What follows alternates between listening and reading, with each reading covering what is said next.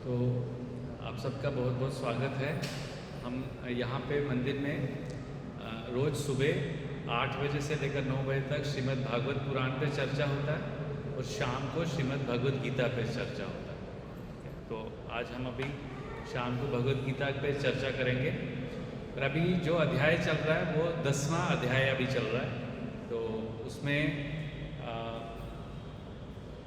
10वें अध्याय के 11वें श्लोक तक कल तक चर्चा हुई थी। आज हम उसके आगे पढ़ेंगे 10वें अध्याय का 12वां और 13वां श्लोक, जहाँ पे अर्जुन कुछ बता रहे हैं।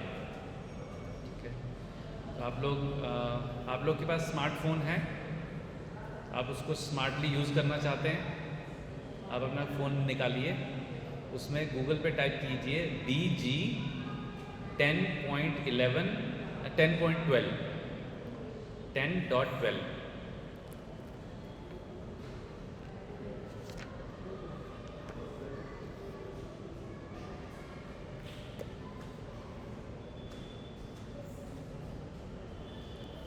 तो 10वें अध्याय का 12वां श्लोक।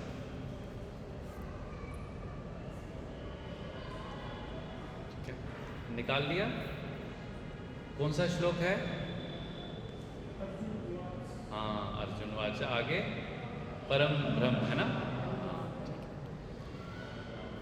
तो हम इसको अभी इसका उच्चारण करेंगे। अर्जुन वाचा, आप लोग साथ में बोल सकते हैं बाद में। अर्जुन वाचा परम ब्रह्म परम धाम पवित्रम परमं भावम् पुरुषं शाश्वतं दिव्यम् आदिदेवम् अजं विभुम् अहुस्त्वं राजस सर्वे देवर्षि नारदस्तथा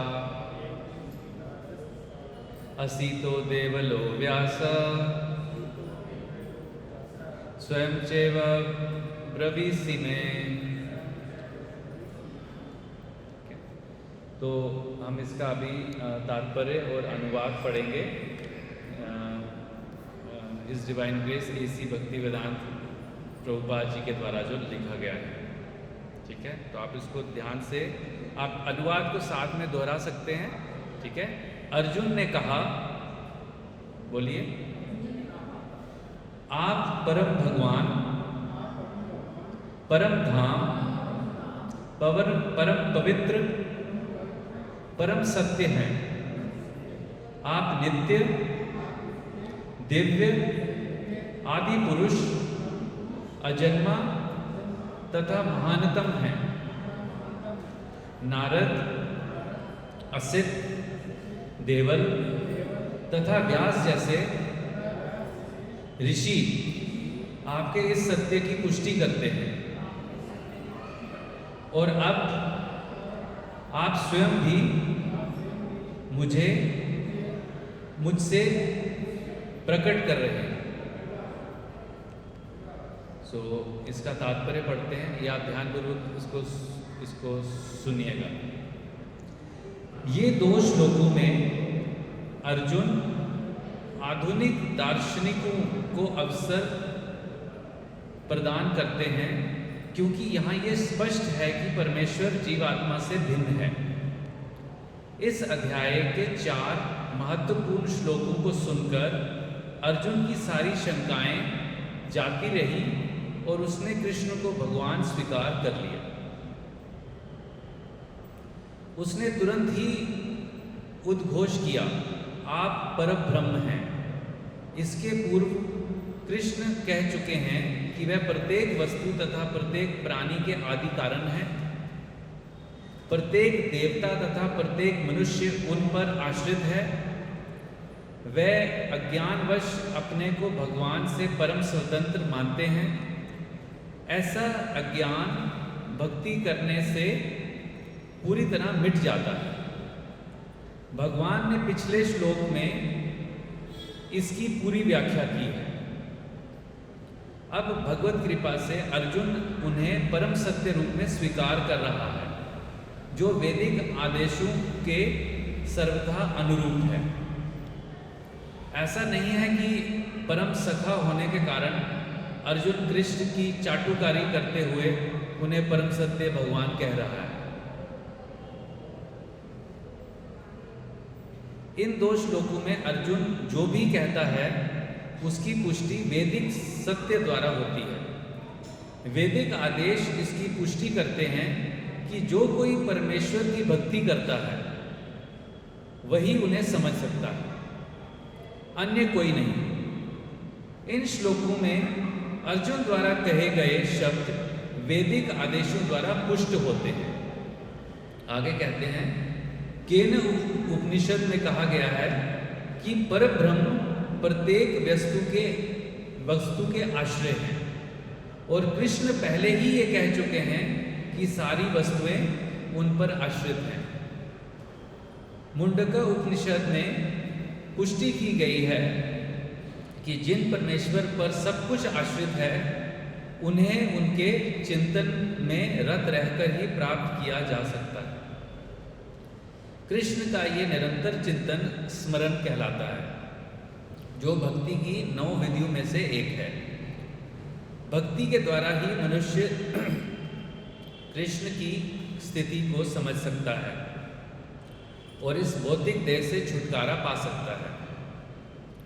वेदों में परमेश्वर को परम पवित्र माना गया है। जो व्यक्ति कृष्ण को परम पवित्र मानता है वह समस्त पाप कर्मों से शुद्ध हो जाता है। भगवान की शरण में गए बिना पाप कर्मों से शुद्धि नहीं हो पाती। अर्जुन द्वारा कृष्ण को परम पवित्र मानना वेद सम्मत है। इसकी पुष्टि नारद आदि ऋषियों द्वारा भी की गई है, भी हुई है। कृष्ण भगवान है और मनुष्य को चाहिए कि वह निरंतर उनका ध्यान करते हुए उनसे दिव्य संबंध स्थापित करें। वह परम अस्तित्व हैं, वह समस्त शारीरिक आवश्यकताओं तथा जन्म मरण से मुक्त हैं। इसकी पुष्टि अर्जुन ही नहीं अपितु सारे वेद, पुराण तथा इतिहास ग्रंथ करते हैं। सारे वैदिक साहित्य में कृष्ण का ऐसा वर्णन मिलता है और भगवान स्वयं भी 4थे अध्याय में कहते हैं, यद्यपि मैं अजन्मा हूँ किंतु धर्म की स्थापना के लिए इस पृथ्वी पर प्रकट होता हूँ। वे परम पुरुष हैं, उनका कोई कारण नहीं है, क्योंकि वह समस्त कारणों के कारण हैं और सब कुछ उन्हीं से उद्भूत है। ऐसा पूर्ण ज्ञान केवल भगवत कृपा से प्राप्त हो सकता है। यहाँ पर अर्जुन कृष्ण की कृपा से ही अपने विचार व्यक्त करते हैं। यदि हम भगवत गीता को समझना चाहते हैं तो हमें इन दोनों श्लोकों के कथनों को स्वीकार करना होगा। ये परंपरा प्रणाली कहलाती है, अर्थात गुरु परंपरा को मानना। परंपरा प्रणाली के बिना भगवत गीता को नहीं समझा जा सकता। ये तथाकथित विद्यालयी शिक्षा द्वारा संभव नहीं है। दुर्भाग्यवश जिन्हें अपनी उच्च शिक्षा का घमंड है वह वैदिक साहित्य के इतने परमाणु के होते हुए भी अपने इस दुराग्रह पर अड़े रहते हैं कि कृष्ण एक सामान्य व्यक्ति है। तो अभी हम मंगलाचरण करते हैं, जिससे हम अपने गुरु, जहाँ पर गुरु परंपरा के बारे में बताया गया तो हम अपनी गुरु परंपरा को प्रार्थना करते हैं मंगलाचरण से कि हम जो बोलने जा रहे हैं और आप जो सुनने जा रहे हैं वो हम सही बोल पाएँ और आप उसको सही से सुन पाएँ। ओम अज्ञानतिमिरन्धस्य ज्ञानञ्जनशलाकया चक्षुरुन्मीलितं येन तस्मै श्रीगुरुवे नमः। श्रीचैतन्यमनोभीष्टं स्थापितं येन भूतले स्वयं रूपः कदा मह्यं ददाति स्वपदान्तिकं।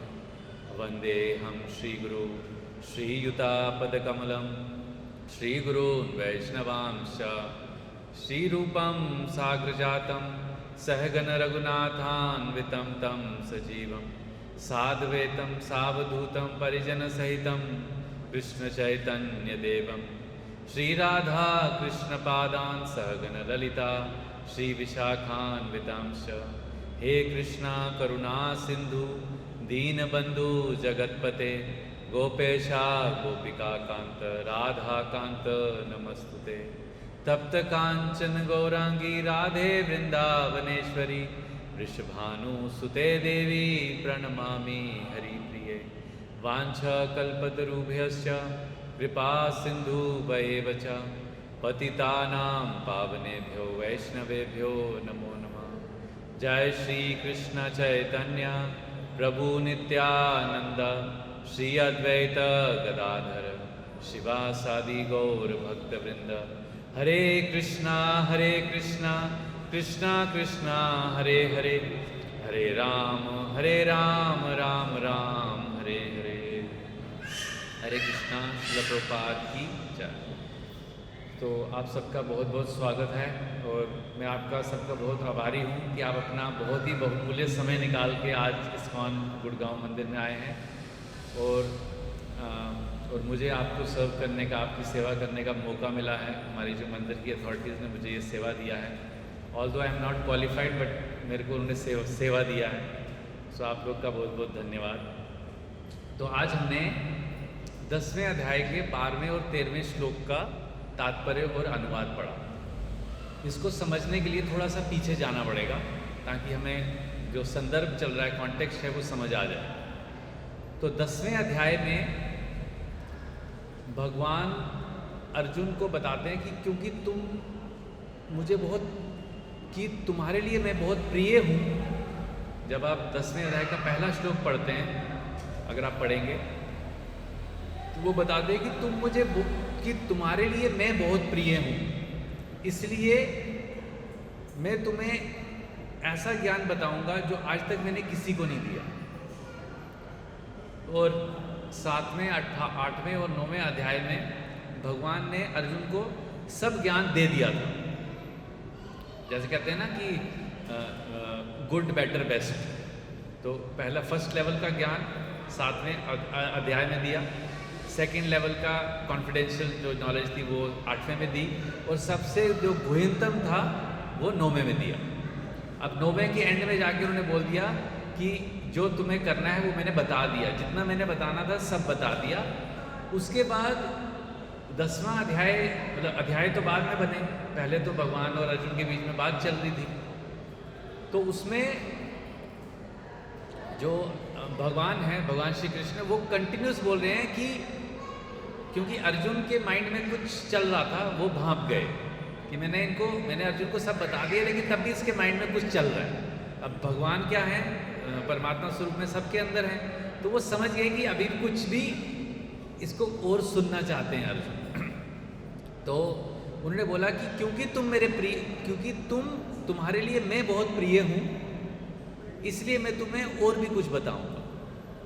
तो वहाँ से ये 10वां अध्याय शुरू होता है। फिर उसके बाद क्या होता है कि भगवान अर्जुन को अपनी बहुत सारी विभूतियों के बारे में बताते हैं। इसका जो 10वें अध्याय का जो शीर्षक है, उस अध्याय का शीर्षक का नाम है श्री भगवान का ऐश्वर्य। तो उसमें यहाँ पर अगर हम पढ़ेंगे तो यहाँ पे बहुत कुछ बताते हैं कि मैं समस्त आध्यात्मिक तथा बौद्धिक जगतों का कारण हूँ, प्रत्येक वस्तु मुझसे ही उद्भूत है। जो बुद्धिमान ये भली भांति जानते हैं वे मेरी प्रेम भक्ति में लगे रहते हैं और हृदय से मेरी पूरी तरह पूजा करते हैं। उसके बाद बताया कि मेरे शुद्ध भक्त के विचार मुझ में वास करते हैं, उनके जीवन मेरी सेवा से अर्पित रहते हैं और वह दूसरों को मेरा ज्ञान प्रदान करते हैं। तो ऐसे भगवान ने अपनी बहुत सारी विभूतियों के बारे में बताया, मतलब अपने ऐश्वर्य के और अपनी क्वालिटीज़ के बारे में बताया। उसके बाद 4 श्लोक आते हैं 10वें अध्याय में, जिसको बोला जाता है चतुर्श्लोकी गीता। तो वो हम अभी पढ़ेंगे। उसका ये मतलब है कि अगर आपने वो 4 श्लोक सुन लिए या पढ़ लिए तो आपने एक तरीके से पूरी गीता पढ़ ली, ठीक है। तो यहाँ पे ऐसा बताया गया। तो 10वें अध्याय के 8वें श्लोक में बताया भगवान ने, अहम सर्वस्य प्रभो मतः सर्वम प्रवर्तते इति मत्वा भजन्ते मां बूढ़ा भाव समन्विता। कि मैं ही सभी आध्यात्मिक और भौतिक जगतों का कारण हूँ। सब कुछ मेरे से ही उद्भूत है, सब कुछ मेरे से ही आता है। और जो बुद्धिमान व्यक्ति ये जानते हैं वो मेरी सेवा करते हैं और मेरी पूजा करते हैं। कैसे? प्रेम से, मजबूरी से। ठीक है, ये 8वां श्लोक है। ये चतुर श्लोक की भगवत गीता का पहला श्लोक है, 10वें अध्याय का 8वां। फिर उसके बाद बताते हैं, मच्चित मद्गता प्राण बोधयन्ते परस्परम कथयन्तश्च माम नित्यम तुष्यन्ति च रमन्ति च। कि मेरे जो भक्त हैं उनका जो मन है, उनके जो विचार हैं, वो सदैव मेरे में ही वास करते हैं। मच्चित मद्गत प्राण, कि उनका प्राण मेरे चित्त में ही रहता है हमेशा। उसके बाद बताते हैं, उनका जो जीवन है वो मेरे लिए ही समर्पित होता है। मद्गत प्राण, उनका जो प्राण है वो मेरे लिए ही है। और कथयन्तश्च माम, वो हमेशा मेरे बारे में बात करते हैं, मेरे बारे में कथा करते हैं, मेरे बारे में बताते हैं, मेरे बारे में सुनते हैं। और तुष्यन्ति च रमन्ति च, और इसी से उनको आनंद मिलता है। ये भगवान अर्जुन को बता रहे हैं। उसके बाद 10वें अध्याय के 10वें श्लोक में बताते हैं, तेसाम सतत युक्ता नाम भजताम प्रीति पूर्वकम, कि जो इस तरीके से मेरी पूजा करते हैं, मेरी भक्ति करते हैं और मेरी सेवा करते हैं, उनको मैं क्या देता हूँ? ददामी बुद्धि योगम तम, उनको मैं बुद्धि दे देता हूँ। कौन सी बुद्धि? ये ना माम उपद्यन्ते ते, कि जिससे वो मुझे समझ सकते हैं और मेरे पास वापस आ सकते हैं।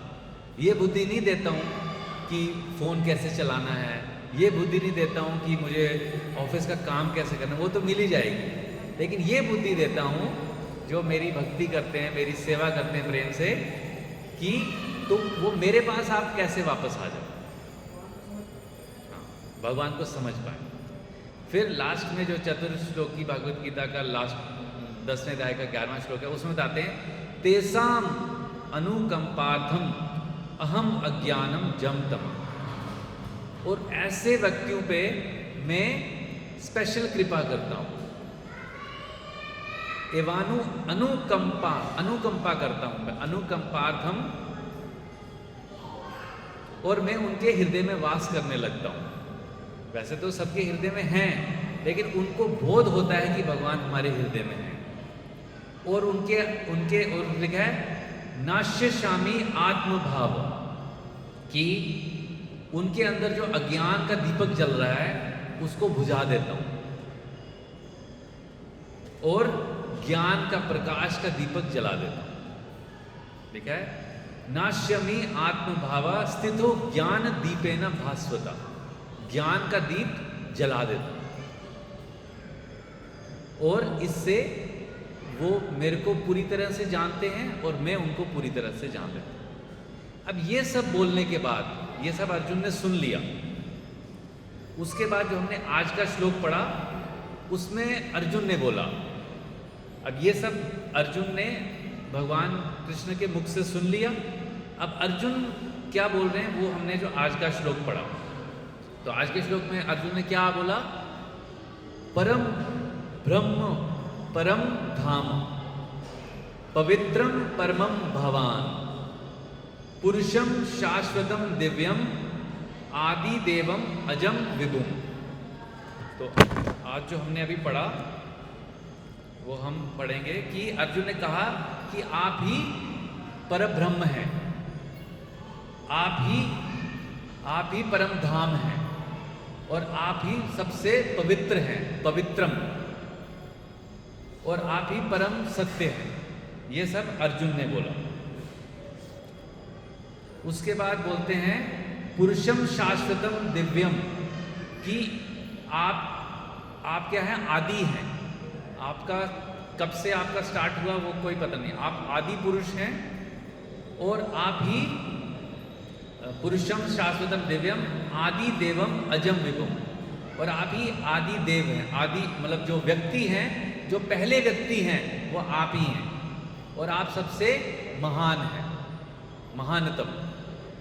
ठीक है, और ये सिर्फ मैं नहीं कह रहा हूं, अहुस्त्वम ऋषिया सर्वदेव ऋषिर नारदस तथा, और ये मैं नहीं कह रहा हूं, जितने भी ऋषि हैं, जो बहुत बड़े बड़े देव ऋषि हैं, महान संत हैं, जैसे कि नारद मुनि, असित, देवल, व्यास, ये सब ऐसा बोलते हैं। मैं नहीं बोलता।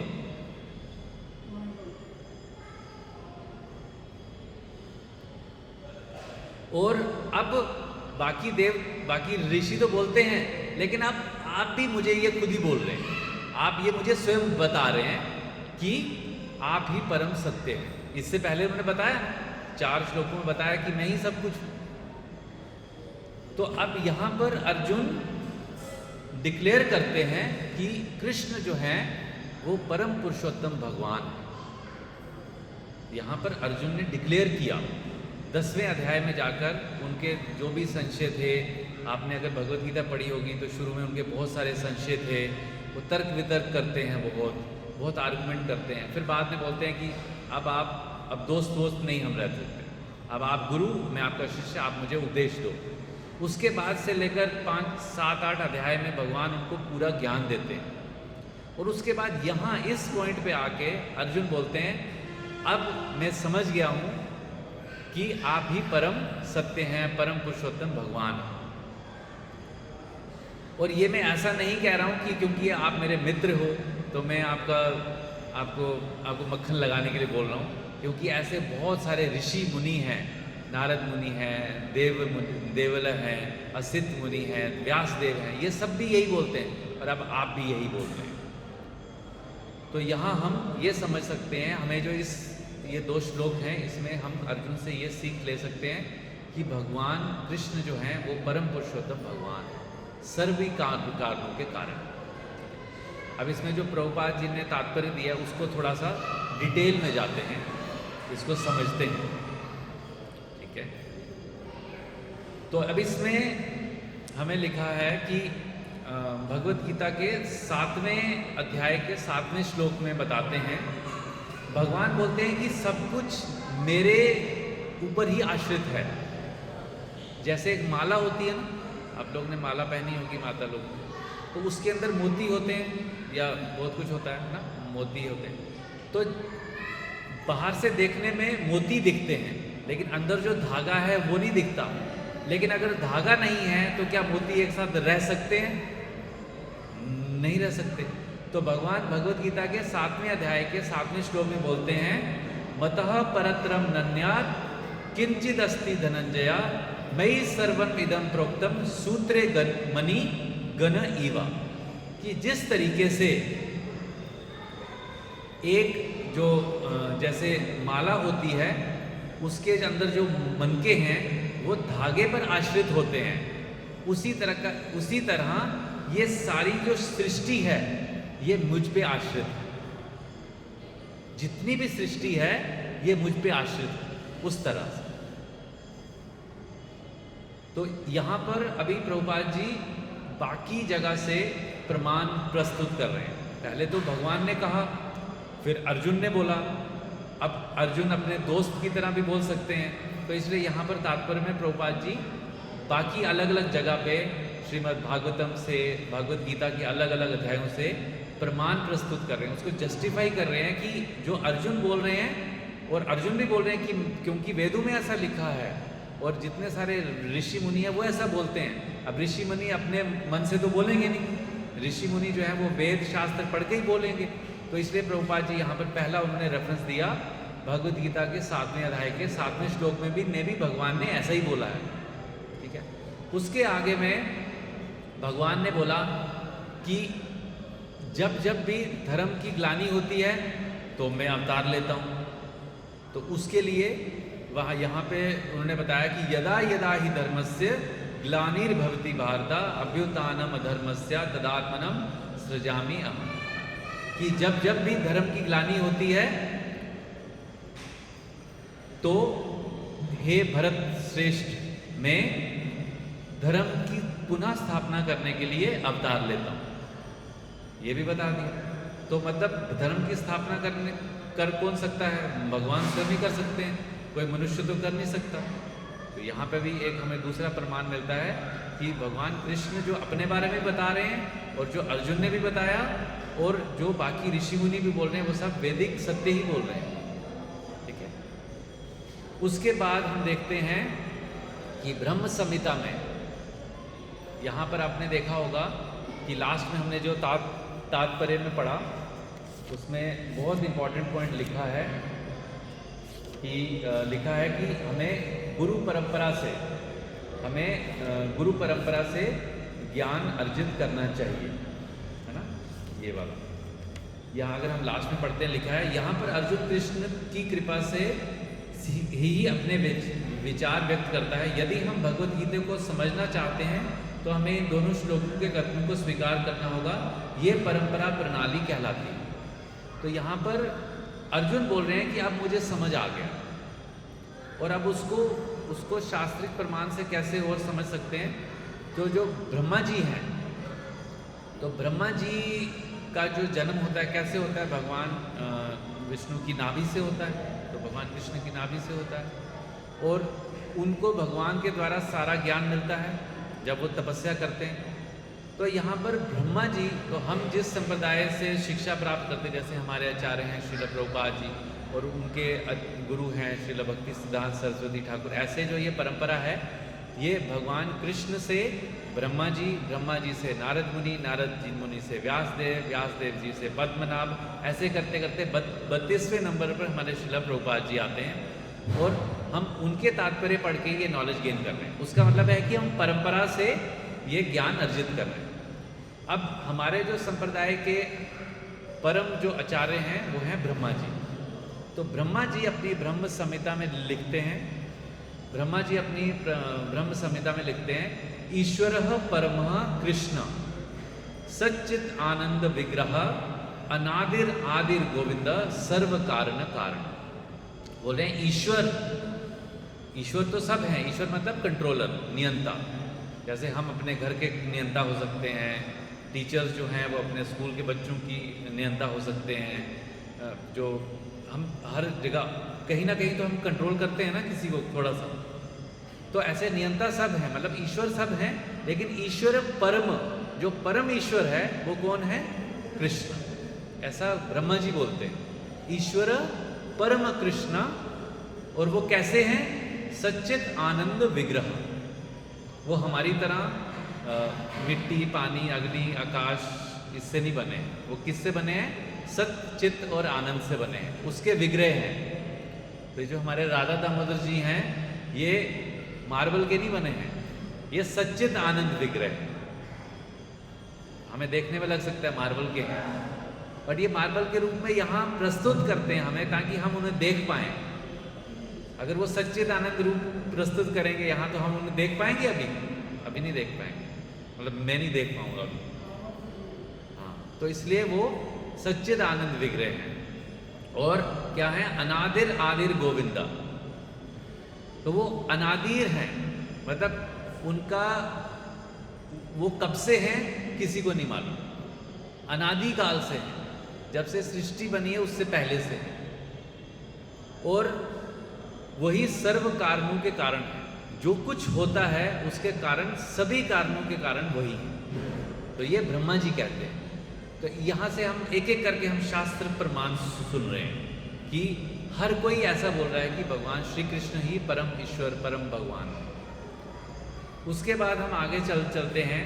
तो जैसे नारद मुनि का यहाँ रेफरेंस दिया है कि नारद मुनि ने भी ऐसा कहा है, असित मुनि ने भी, देवल, व्यास सब ने कहा है। तो नारद मुनि जो हैं वो श्रीमद् भागवतम के पहले स्कंद के 6वें अध्याय के 32वें श्लोक में जो हैं वेद व्यास जी कहते हैं।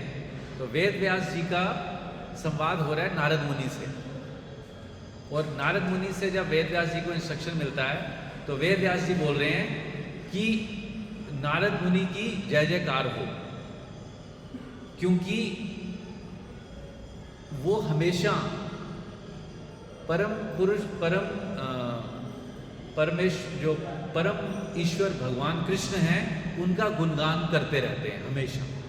आपने देखा होगा नारद मुनि क्या क्या करते हैं, हमेशा भगवान का गुणगान करते हैं, नारायण नारायण करते, और इस तरीके से उनको बहुत आनंद मिलता है, और उनको आनंद मिलता है। और जो ऐसे जीव आत्मा हैं जो बहुत दुख में हैं, उनको वो इस ब्रह्मांड से निकलने का मौका देते हैं। ऐसा व्यासदेव कह रहे हैं, किसको? नारद मुनि के बारे में कह रहे हैं व्यासदेव श्रीमद् भागवतम। तो श्रीमद् भागवतम से भी हमको प्रमाण मिलता है कि जो भगवान कृष्ण हैं, इवन नारद मुनि भी यही व्याख्या करते हैं कि भगवान कृष्ण ही परम पुरुषोत्तम भगवान है। उसके बाद केन उपनिषद का रेफरेंस आता है, हमने जो पढ़ा कि केन उपनिषद में कहा गया है कि परब्रह्म प्रत्येक वस्तु के आश्रय है।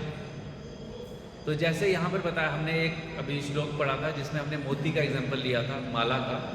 तो ऐसा केन उपनिषद में भी ऐसा ही बताया गया है कि भगवान जो हैं वो सभी वस्तुओं के आश्रय हैं। जैसे होता है ना कि हम बोलते हैं कि हमारे जीवन में भी कोई आश्रय है, जैसे हम किसी पे डिपेंड होते हैं, या किसी को हम ऐसा व्यक्ति होता है जिसको हम सब कुछ उसके साथ शेयर कर सकते हैं, या हम उस पर डिपेंड होते हैं। ये है ना तो बस ठीक है, सब कुछ ठीक है, अगर ये व्यक्ति है तो सब ठीक है, तो मतलब हम उन पे आश्रित हैं। तो ऐसे ही यहाँ पर केन उपनिषद में बताया गया है, जैसे बताया गया कि मयि सर्वम इदम प्रोक्तम सूत्रे मणि गना इव। जैसे एक माला में जैसे मोती हैं वो धागे में आश्रित होते हैं, ऐसे ही केन उपनिषद में भी बताया गया है कि सब कुछ भगवान पे आश्रित होता है। ठीक है, तो अगर हम इसको पूरे को कंक्लूड करना चाहते हैं कि हमने आज क्या, तो उससे पहले, कंक्लूड करने से पहले हम ये समझते हैं कि अभी हम इस कलयुग में हैं। ठीक है, अभी ये जो भगवत गीता बोली गई, ये कब बोली गई? द्वापर के लास्ट में, जब कुरुक्षेत्र का युद्ध हुआ। अब उस समय भगवान ने भगवत गीता का ज्ञान दे दिया अर्जुन को, अर्जुन ने समझ लिया, सुन लिया। अभी उस वक्त अर्जुन ने कुछ आगे जाके किया होगा, उस समय अर्जुन ने युद्ध किया। तो क्या हमें भी अभी भगवत गीता पढ़ के युद्ध करना है? नहीं करना है। हमें युद्ध करना है, लेकिन हमारे बाहर किसी से नहीं करना है, हमारे अपने के साथ करना पड़ेगा, हमारे मन के साथ हमको युद्ध करना पड़ेगा। लेकिन अब मन जो है वो कलयुग में खास कर, इसी भगवत गीता में ही अर्जुन बताते हैं 6ठे अध्याय में कि आप मुझे ये उस अध्याय का शीर्षक है ध्यान योग। तो भगवान बोलते हैं कि मैं ये जो आप मुझे योग करने के लिए बोल रहे हैं, ध्यान करो, एक जगह पे बैठो, ऐसे आँख ऐसे रखो, नाक ऐसे ध्यान दो, और उसके बाद मेरी तरफ मेरे ऊपर ध्यान करो, वो पॉसिबल नहीं, वो मेरे लिए इम्पॉसिबल है।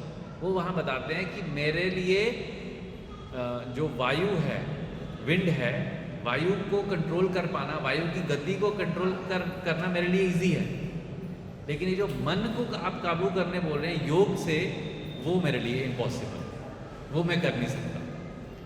तो अभी अगर उस समय द्वापर युग में अर्जुन जैसे व्यक्ति के लिए, महाबाहु के लिए अगर ये पॉसिबल नहीं था, तो हम अपनी स्थिति समझ सकते हैं कि हमारे लिए क्या वो पॉसिबल होगा? नहीं होगा। तो अभी भगवान ने जब ये उपदेश उस समय दिया, तो उस समय के जो समय था, काल था, परिस्थिति थी, जो युग चल रहा था, उसके लिए भी ध्यान योग करना एप्लीकेबल नहीं था, पॉसिबल नहीं था। तो अब ये उपदेश तो भगवान ने दे दिया, लेकिन उस समय जितने लोग थे वो भगवान की भक्ति करने लगे। तो उसके बाद भगवान ने देखा कि मैंने जो उपदेश दिया ना, वो मैंने दे तो दिया, लेकिन उसको लोग प्रैक्टिकल में कर नहीं पा रहे हैं। जैसे टीचर जो होता है क्लास में कुछ बताता है, उसने कुछ सब्जेक्ट पढ़ा दिया, लेकिन अब बच्चों को समझ नहीं आया कि एक्चुअली मैम ने क्या बोला, करने के लिए बोला क्या है। हमने पूरा उपदेश सुन लिया, उसके बाद लास्ट में यही क्लियर हुआ करना क्या है यार अब। तो ये भगवान को लगा तो भगवान को जब ये लगा कि मैंने उपदेश दे दिया लेकिन इनको अभी क्या करना है वो समझ नहीं आया इस युग के लोगों को, तो भगवान बहुत ही दयालु है। तो भगवान ने क्या किया कि एक ऐसा अवतार लिया जिसमें वो भगवान के रूप में नहीं आए, वो भक्त के रूप में आ गए। क्योंकि भगवान को समझ कौन सकता है? भक्त। तो अभी अगर भगवान को समझ सकते हैं सिर्फ भक्ति से, भक्त्या माम अभिजानति, भगवान ने भगवत गीता में बोला भक्त्या माम अभिजानति, सिर्फ भक्ति से ही मुझे समझ सकते हैं। अब बोले भक्ति करना मैंने इनको बता तो दिया गीता में, लेकिन इनको समझ नहीं आया अभी। तो अब मैं क्या करता हूँ कि भक्त के रूप में फिर से अवतार लेता हूँ। अब भगवान के रूप में अवतार नहीं लूँगा, क्योंकि भगवान के रूप में अवतार ले लिए मैंने। अब भक्त के रूप में अवतार लूँगा और इनको सिखाऊंगा कि भक्ति कैसे करनी है। अब भगवान बोल रहे हैं कि अब मैं भक्त के रूप में अवतार लूँगा और इनको सिखाऊंगा कि भक्ति कैसे करनी है। तो आप यहाँ देखते हैं ये जो हाथ खड़े करके ऐसे हैं, तो चैतन्य महाप्रभु जो हैं वो भगवान कृष्ण स्वयं हैं, लेकिन वो भगवान के नहीं भक्त के रूप में आते हैं। तो जब आप तो चैतन्य महाप्रभु जो हैं ये वो कलयुग में उनका अवतार हुआ, और वो भगवान की भक्ति कैसे करनी है तो स्वयं भगवान कृष्ण भक्त बन के आते हैं और वो ये सिखाने आते हैं कि मेरी भक्ति कैसे करनी है। इमेजिन करो कि उनके माइंड में क्या क्या चल रहा हो। तो वो आके हमें सिखा रहे हैं कि भक्ति कैसे करनी है। तो भक्ति करना बहुत इजी है। अब भगवान जब खुद आए हैं, मतलब ऐसा सिचुएशन क्रिएट हो चुका है कि भगवान को खुद आना पड़ा। अब वो तरीका भी ऐसा लाएंगे जो बहुत इजी होगा। अब वो कोई मुश्किल तरीका हमें बताएंगे तो हम वो फिर से कर नहीं पाएंगे। तो अब वो बोलते हैं कि कोई मुश्किल तरीका नहीं है, कुछ ज़्यादा नहीं करना है, सिर्फ मेरा नाम लेना है बस। कितना इजी कर दिया। अगर आप भगवत गीता पढ़ेंगे, अभी तो हम 10वें अध्याय तक पहुंच चुके हैं। आप लोग घर में अपनी भगवत गीता लेके जाइए, उसको पढ़िए। उसमें 3रे अध्याय से कर्म योग शुरू होता है। कर्म योग के 2-3 चैप्टर्स हैं। उसके बाद 6ठा अध्याय ध्यान योग का है, और ऐसे बहुत सारे अध्याय आगे हैं जिसमें फिर भगवान भक्ति योग, 7वें अध्याय से 12वें अध्याय तक भक्ति योग है। तो भगवत गीता के 3 पार्ट्स हैं। पहला पार्ट 6 चैप्टर जो हैं वो कर्म योग पे आते हैं। दूसरे 6 चैप्टर 7 से लेकर 12 तक भक्ति योग आते हैं, और फिर 13 से लेकर 17 तक जो है वो ज्ञान योग आता है, और 8वां जो है वो पूरी भगवत गीता का निचोड़ है। इस तरीके से भगवत गीता स्ट्रक्चर्ड है। तो यहाँ पर भगवान जब खुद आते हैं तो वो बोलते हैं कि तुमको क्या करना है, सिर्फ मेरा नाम लेना है। अब उससे होगा क्या? बोले पहले क्या था कि पहले के युग में जो जैसे हमारे जो अवगुण होते थे वो हमारे अंदर तो अवगुण होते ही हैं, लेकिन हमारे को बाहर से भी लोगों से इन्फ्लुएंस होता था। तो उन्होंने बोला कि हमारे अंदर 6 असुर हैं। कौन कौन से असुर हैं? काम है, क्रोध है, लोभ है, मोह है, मद है, ईगो है, और मत्सर्य है, ईर्ष्या है, द्वेष है। ये 6 असुर हमारे अंदर हैं।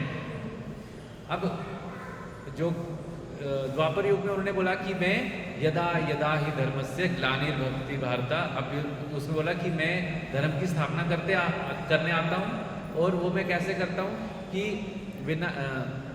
कि मैं जो विनाशाय च दुष्कृता, जो दुष्कृतिना लोग हैं, जो आसुरिक प्रवृत्ति के लोग हैं, उनको मैं क्या करता हूँ, उनका विनाश करता हूँ। अब कलयुग में देखेंगे तो सब लोग आसुरिक प्रवृत्ति वाले हैं ज़्यादातर, है ना? तो अब सबका विनाश तो करेंगे नहीं, ठीक है। अब बोले कि मैं क्यों आऊँगा ऐसे, अब चैतन्य महाप्रभु के रूप में क्यों आते हैं? बोले कि जब आप मेरा नाम लोगे तो आपके अंदर जो आसुरिक भाव हैं, गुण हैं, उनका विनाश हो। समझ रहे हैं आप? तो जब हम हरिनाम जो ये महामंत्र का जप करते हैं, क्या है मंत्र? हरे कृष्णा कृष्णा कृष्णा हरे हरे, हरे राम राम राम हरे हरे। तो जब हम ये 16 अक्षरों वाले मंत्र का जाप करते हैं तो हमारे अंदर जो 6 आसुरिक गुण हैं उनका विनाश होता है।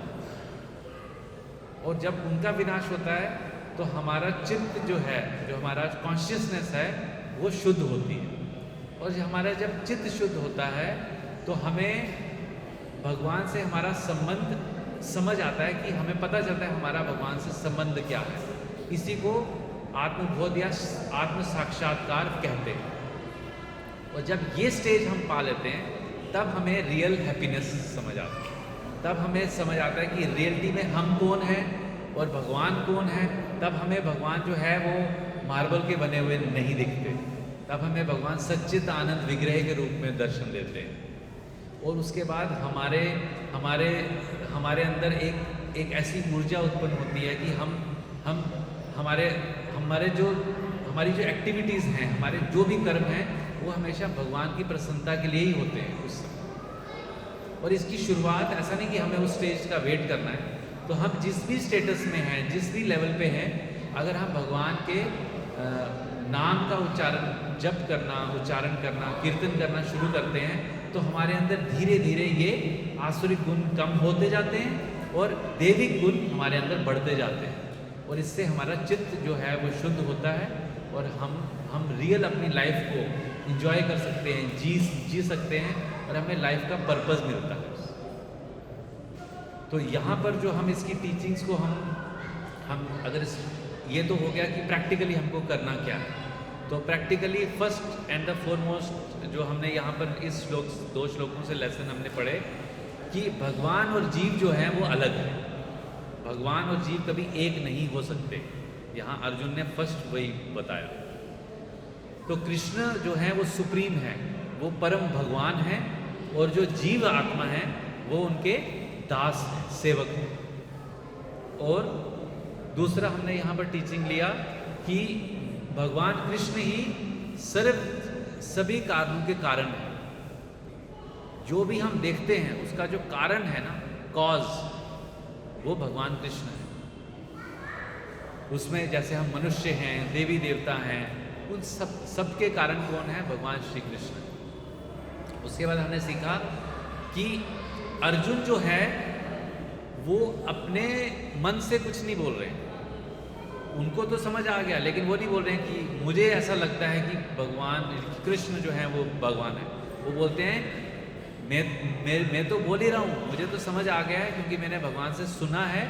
लेकिन जितने भी ऋषि मुनि लोग हैं, नारद मुनि हैं, व्यास देव हैं, असित है, गुरु परंपरा है, वो सब यही बताते हैं कि भगवान जो कृष्ण है वो परम पुरुषोत्तम भगवान है।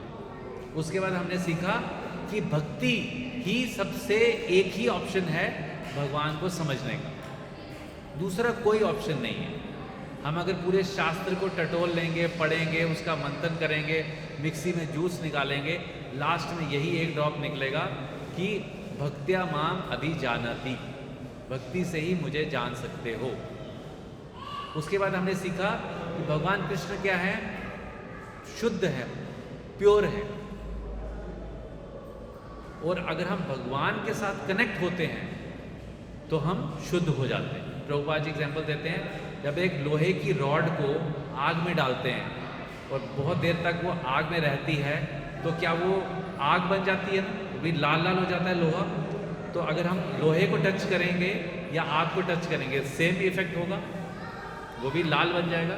इसलिए क्योंकि भगवान शुद्ध हैं, पूरे प्योर हैं, तो जब हम उनसे जुड़ते हैं तो भी हम भी शुद्ध हो जाते हैं। उसके बाद लास्ट में हमने इसको पढ़ा कि जैसे नारद मुनि भगवान का गुणगान करते हैं, ऐसे अगर हम भगवान का गुणगान करते हैं तो हम भी आनंद में रहते हैं। तो हम वैसे बहुत अलग अलग चीज़ों का गुणगान करते हैं। किसी ने एप्पल का फ़ोन ले लिया तो वो उसका गुणगान करना शुरू किया, किसी की जॉब लगी तो अपनी कंपनी का गुणगान करने लगा, किसी की बॉयफ्रेंड गर्लफ्रेंड है तो वो हमेशा एक दूसरे का गुणगान कर रहे हैं। तो हम गुणगान तो कर ही रहे हैं, लेकिन अगर हम उससे हमें आनंद नहीं मिलता। लेकिन जब हम भगवान का गुणगान करते हैं तो हमें रियल आनंद मिलता है। तो इसको ये 5-6 लेसन्स थे जो हमने इन 2 श्लोकों से सीखे। इसको हम ऐसे, तो लास्ट में हम इसको ये क्लोज कर सकते हैं कि हमें ये बिल्कुल अपने मन में इसको धारण कर लेना चाहिए कि श्री कृष्ण ही परम पुरुषोत्तम भगवान हैं, वही सभी कारणों के कारण हैं, वही सभी चीज़ों के स्रोत हैं। और जब तक हम उनकी भक्ति नहीं करेंगे तब तक हमारे को जिस आनंद के पीछे हम भाग रहे हैं, हर चीज़ के लिए, हर चीज़ को पाने के लिए पीछे हमें क्या आनंद है, वो आनंद हमें नहीं मिलेगा जब तक हम भगवान की भक्ति नहीं करेंगे। और इस युग में खासकर भगवान की भक्ति करना बहुत सरल है। करना क्या है? हरे कृष्णा कृष्णा कृष्णा हरे हरे, हरे राम राम राम हरे। तो आप लोग आज से भगवान श्री श्री राधा दामोदर जी, श्री श्री गौर निताई, जो कि भक्त के रूप में भगवान खुद स्वयं आते हैं, उनके सामने बैठकर आप ऐसा कुछ आज प्रतिज्ञा कर सकते हैं, उनको कुछ बोल सकते हैं कि आज से मैं कम से कम आपके नाम का एक माला या एक माला करूँगी, कम से कम एक माला। उसको करने में सिर्फ कम से कम आपको ज़्यादा से ज़्यादा 7 से 8 मिनट लगेंगे बस। तो बहुत इजी है। हम एक यहाँ से बाहर शॉप से आपको माला भी मिल जाएगी और एक 20-30 रुपए का बैग हो जाएगा, वो आप भगवान को अर्पित करके, उसमें 108 मनके होते हैं, हर मनके पे महामंत्र का जाप करना, बहुत इजी। उसके लिए आप गाड़ी में कर सकते हैं, कार में कर सकते हैं, बाइक पे कर सकते हैं, घर में कर सकते हैं, ऑफिस में कर सकते हैं, सुबह कर सकते हैं, दिन में कर सकते हैं, रात में कर सकते हैं, बिना नहाए कर सकते हैं, नहा के कर सकते हैं, कभी भी कर सकते हैं, कोई रूल रेगुलेशन नहीं है। ठीक है? तो आप सब लोगों का बहुत बहुत धन्यवाद, आपने मुझे सेवा का मौका दिया। किसी का कोई प्रश्न है तो आप पूछ सकते हैं, कोई जिज्ञासा है, कुछ ऐड करना चाहते हैं तो पूछ सकते हैं। ठीक है? तो आप में से कितने लोग आज कम से कम एक माला करना शुरू करेंगे? जो कर रहे हैं वो तो कर रहे हैं, और जो नहीं कर रहे हैं उनसे पूछिए, कम से कम एक माला। ठीक है? 10 मिनट भगवान के लिए देना है, कोई मुश्किल नहीं है, बहुत इजी है, सिर्फ बोलना है और सुनना है बस। अब अपने इतना बड़ा 1 घंटे से आप बैठे सुन रहे हैं, उसका कॉल टू एक्शन भी मैंने आपको बता दिया, एक्चुअली फाइनली करना क्या है। तो ये करेंगे तो ये गीता हमको खुद ही समझ आएगी, एक एक चीज़ हमको खुद भगवान अंदर से मैनिफेस्ट करेंगे कि हाँ मैं ऐसा हूँ, मैं ऐसा हूँ। सिर्फ हमें कुछ एक्शन करने हैं, अपनी तरफ से हम कुछ एक्टिविटी करना शुरू करेंगे तो भगवान बोलते हैं अगर आप 1 कदम लोगे तो मैं 1000 कदम लूँगा। बस वही होता है कि हम 1 कदम लेने में बहुत हिचकिचाते हैं, बहुत सोचते हैं, आज क्यों करेंगे, कल कर लेंगे, कल करेंगे, वो कल कभी नहीं आता। तो ट्राई कीजिए कि आज से भगवान श्री श्री राधा दामोदर जी के सामने, श्री श्री गौर निताई, श्री श्री जगन्नाथ बलदेव सुभद्रा जी, सुदर्शन जी के सामने ये सिर्फ उनको जाके बोलिए कि आज से मेरी इच्छा है कि मैं आपके नाम का एक माला करना शुरू करूं, आप मुझे शक्ति दीजिए। ठीक है? हरे कृष्णा। श्रील प्रभुपाद की जय, गौर भक्त वृंद की जय।